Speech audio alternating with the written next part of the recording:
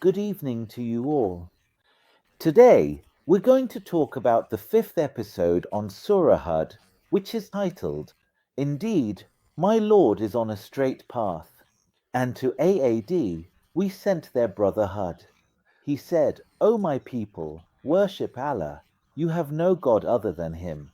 You are nothing but fabricators. The meaning here is, we, meaning Allah, sent the Prophet Hud to the people of AAD, and he was their brother by lineage, meaning he was one of them. He said to them, O my people, worship Allah alone and do not associate anyone with him. The idols you worship are nothing but stones that can neither harm nor benefit you. And by worshipping these stones, you are lying. Source: Lubab al-Tawil fi Marani al-Tanzil by Al-Kazin. The question here says, he said, O my people, who said it? It was Hud who said it. But who is being talked about here? Who is the one saying that he said it? The clarification here is, and to AAD, their brother Hud. Notice that there is an implied pronoun here. And to the people of AAD, we sent to them their brother Hud. Let me write it for you. And to the people of AAD, we sent here has an implied pronoun. Its implied subject is, we sent to them their brother Hud. The second clarification is that the statement here is Hud's, but it's being conveyed by God. Because God did not say, O my people, worship Allah. You have no God other than Him. Who said these words? Hud is the one who said them. Who is conveying his words? God. O my people, I do not ask you for any reward for this.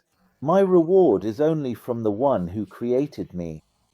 Will you not then use your reason? The meaning here is that Hud is still the one speaking, saying to his people, O my people, I do not ask you for any reward for delivering this message to you, which is the message of monotheism, meaning, worship God alone, do not associate anyone with him, and things like that. My reward for delivering this message is with my Lord who created me. He is the one who provided for me in this world, and he is the one who will reward me for this in the hereafter. Source: Lubab al-Tawil fi Marani al-Tanzil by Al-Kazin. The point to note here is that Hud is still the one speaking, saying to them, O my people, I do not ask you for any reward for this. So, the statement here is from Hud, but the narration is from God. And O my people, seek forgiveness from your Lord and then turn to him in repentance. He will send down abundant rain from the sky upon you and will add strength to your strength. And do not turn away as sinners. The meaning here is that the speech is still from the Prophet Hud to his people. Hud told the people of Ad to repent from polytheism, and God would send down abundant rain upon them, because he had withheld the rain from them for 3 years. Not only that, but he also made their women's wombs barren, so the land became infertile and the women stopped giving birth. So Hud informed them that if they believed in God, he would send rain upon them on one hand, and restore fertility to the mother's wombs on the other. Source: Lubab al-Tawil fi Marani al-Tanzil by Al-Kazin. Here's the question. Is withholding rain and causing the mother's wombs to be barren a just divine method to force the people of Ad to believe in God? The point to note here is that the statement is still being addressed to them, O my people. Who is saying this? Hud is saying it to whom? To his people. Who are his people? The people of Ad. So the statement is from Hud, and the narration is from God.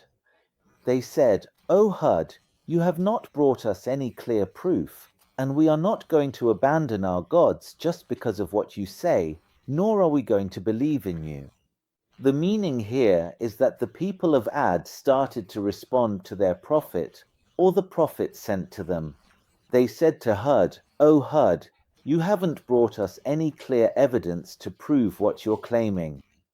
So we will not abandon the worship of our gods just because of what you say, and we will not believe you." The source is the same, Lubab al-Tawil fi Marani al-Tanzil by Al-Kazin. The point to note here is that the statement, "They said, O Hud," the statement is from the people of Hud, and the narration is from God. We only say that some of our gods have afflicted you with evil. He said, "I call God to witness, and you bear witness too, that I am innocent of what you associate with him." The meaning here is that the people of Ad were still responding to their prophet Hud, saying to him, "Because you insulted our gods, they have taken revenge on you and afflicted you with this, meaning with madness." So Hud also replied to them, saying, "Bear witness before God, and bear witness yourselves, that I am innocent of what you associate with him." The same source is Lubab al-Tawil fi Marani al-Tanzil by Al-Kazin. The clarification here is that the statement at the beginning of the verse is from the people of Hud, saying to their prophet, Ad, that we are the people of Ad. Then comes the second part. The second clarification is that Hud is responding to his people. Hud says to the people of Ad, he said, "I call God to witness, and you bear witness, that I am innocent of what you associate with him besides him. So plot against me all of you, and do not give me respite." The meaning: Hud is telling his people, the people of Ad, that even if you turn to your idols, you will not harm me and you will not succeed, because your idols can neither harm nor benefit, and God will not give you much time. The source is the same, Lubab al-Tawil fi Marani al-Tanzil by Al-Kazin. The question here is, why was verse 55 separated from the previous verse, 54? The clarification here is that Hud says, "So plot against me." Notice here, he is speaking in the first person, "So plot against me." Did you see the difference between the two? In the previous verse, someone is speaking about him, saying he said, but here he himself is speaking directly to his people, saying, "So plot against me."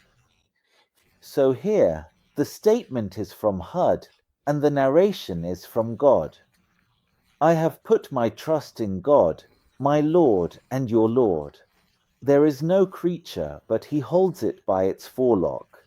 My Lord is on a straight path." The meaning here is that Hud is telling his people, the people of Ad, that he has entrusted his affairs to God, for everything that moves on earth belongs to God, and he guides it on a straight path.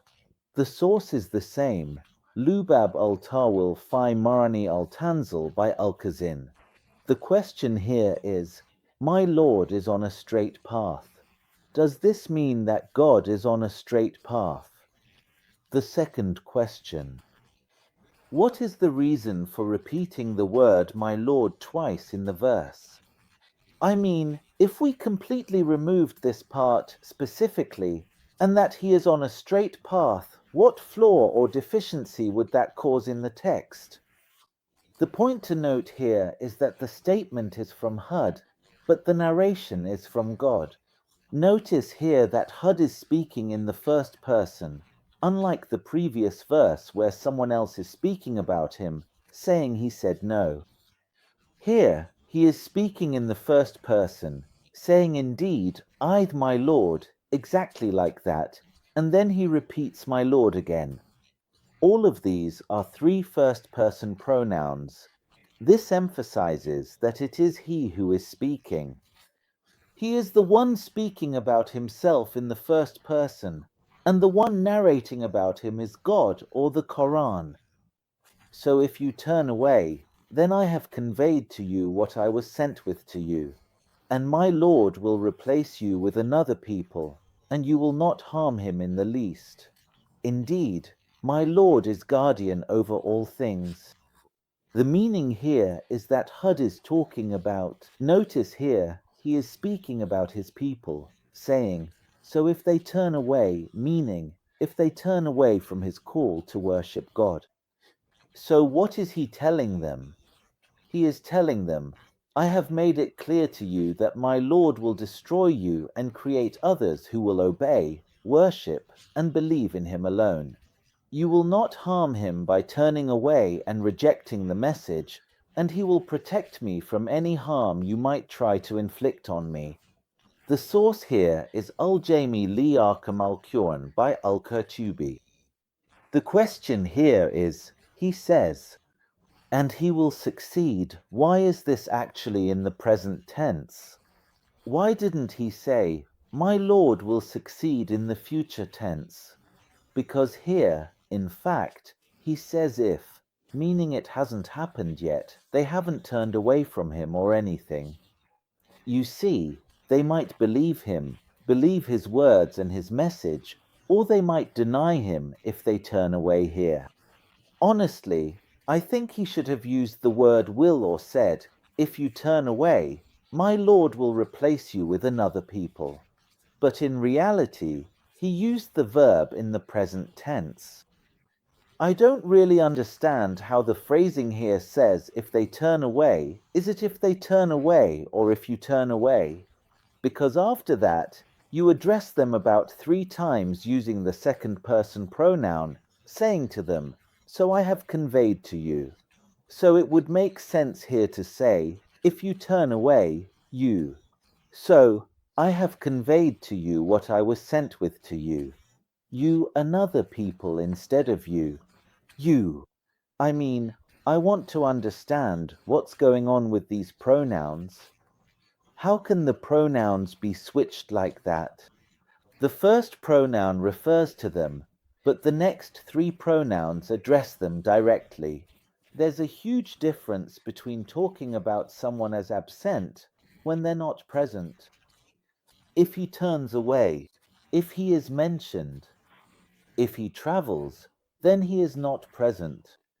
And then he goes back to addressing them 3 times with the second person pronoun, as if they're right in front of him. I mean, it would have been possible to say, so I have conveyed to them what I was sent with, and my Lord will replace them with other people, or whatever.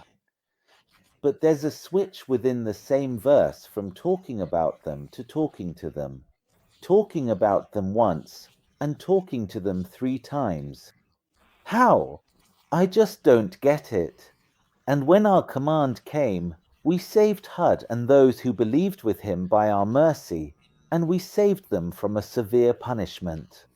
The meaning is that God is saying, when our command for the destruction of the people of Ad came, we saved. What? Hud, the prophet Hud, and those who believed with him. And those were about 4,000 people, and some say 3,000. The source is elgendynyc by elgendynyc. The point to note here is that God refers to himself in the first person 4 times. He says, when our command came, we God saved. We God by our mercy. We God, and we saved. We God. The second point is that there is only a duality, either faith or destruction, just like what happened in verse 52 that we discussed earlier in this episode. And in verse 58, when he withheld the rain for 3 years and made the women infertile. And here too, Hud and those who believed with him were saved by his mercy, and he destroyed the rest. And those were AAD, they denied the signs of their Lord, disobeyed his messengers, and followed the command of every stubborn tyrant. The meaning is that the people of AAD, who were Hud's people, denied God's signs, disobeyed Hud, and followed the oppressors. Source: Ultibian, the comprehensive exegesis of the Quran by Al-Tusi. The question here is, if God destroyed the people of AAD in verse 28, Then in verse 29 he says they denied, disobeyed, which is this one, and followed. So how is that possible? They were already destroyed. God had already destroyed them in verse 28, and we were done with them. How, then, after they were destroyed, did they deny, disobey, and follow? The next point is that it says, they denied, disobeyed, and followed. Okay, who is speaking about the people of AAD in the third person? Is it HUD or is it God? The third point, it says, and they followed the command of every arrogant tyrant. Who is it that they followed? Who is the arrogant tyrant referred to in the verse? And they were followed in this world by a curse, and on the day of resurrection. Indeed, AAD disbelieved in their Lord. So away with AAD, the people of HUD. The meaning here is that the curse will befall the people of AAD in this world and the hereafter because they disbelieved in their Lord, so they are cast out and banished from his mercy. Source: Ma'alim al-Tanzil by al-Baghawi. Here are the real questions. The first question says, indeed, AAD disbelieved in their Lord. Did they disbelieve in their Lord, or did they disbelieve their Lord? Because this wording has appeared in the Quran before. Those who disbelieve in their Lord, like in Al-An'am, verse 1, and for those who disbelieve in their Lord. This verse, I'll highlight it in a different color so you notice it. Here it is, just so you notice. They disbelieved in their Lord, punishment of hell. Al-Mulk 6, like the deeds of those who disbelieved in their Lord. Ibrahim 18. The second question, who is the speaker in the verse? Is it Allah or HUD? The third point, what is the wisdom behind repeating the word ilah, except, twice? I'll underline it for you here, ilah and ilah. Just like that, and AAD twice. Here's once, and here's another time. What's the wisdom behind that? Thank you very much, and I'll see you in the next episode.